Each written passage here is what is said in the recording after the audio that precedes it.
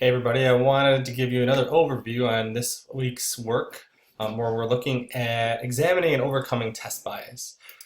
So when we think about this, we really want to think about what are the controversies surrounding test bias. And a couple things that we're always looking at are what are standardized tests actually supposed to measure? Does that criterion validity stand up to what they're supposed to be doing? Whether it's an IQ test, an achievement test, something else, does it actually measure what it's supposed to be? And one of the factors that we would consider in that is, does culture impact it? Okay? So does someone from a specific culture have an advantage or a disadvantage, depending on how the test was designed and how the test is administered and how, of course, it is also scored. And within that, one of the biggest factors that we look at is language. Does language matter? Does that impact things? Now, there are other factors that we can always consider too, but those are some of the bigger ones as well. Now, we do want to look at also the defense of testing, and there are some tools out there that suggest that maybe these tests aren't as bad and biased as we thought.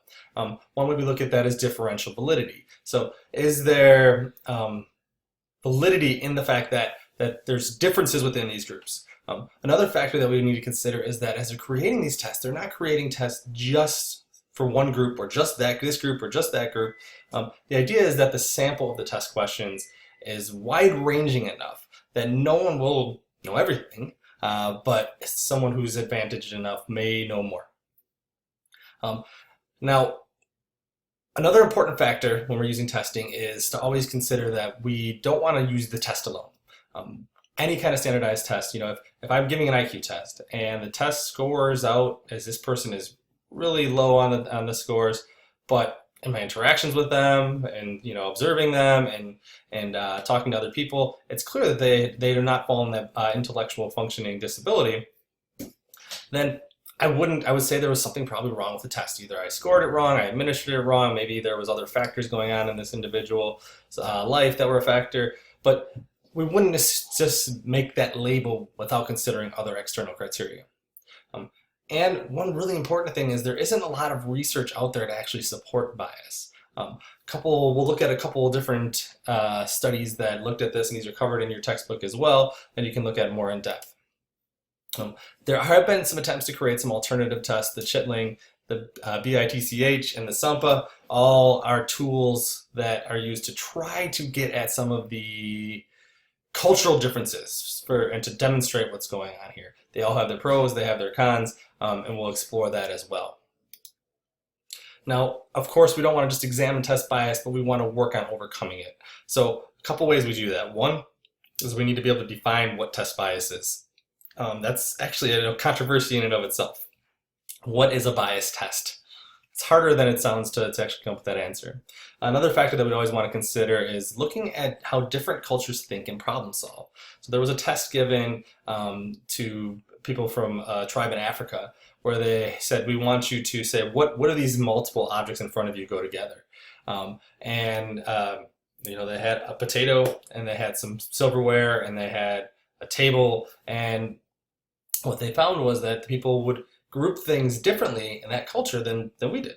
They said, I'm going to, put the silverware with the potato instead of the silverware with the table, because we tend to think, silverware and table, kitchen, everything goes together, and that was the correct answer.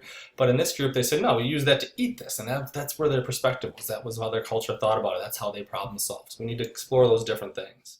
And then sometimes we have to think about considering or creating and developing different criteria to assess the criterion-related validity. Now remember, criterion-related validity is, does this test predict what we say it's going to test?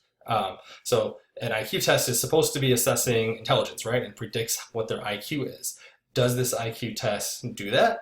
Then it has high criterion-related validity. If it doesn't, then it has lower one. Okay? But if we're using the Stanford Binet to help create criterion-related validity for the Wechsler intelligence test, is there some bias in the way we're assessing this criterion in and of itself? Last thing we're going to talk about is how all of this comes into play when we're looking at things like societal influences, because we use standardized tests for a variety of things. We use them a lot in schools and getting into colleges and all these types of things, and even workplaces will use them often. I've worked for a government agency, and I had to take a civil service standardized test to be able to get that job at one point. So we want to consider what factors go into this. Is it nature? Is it nurture? Is it a combination? And we'll explore that as well. If you have any questions, please don't hesitate to ask.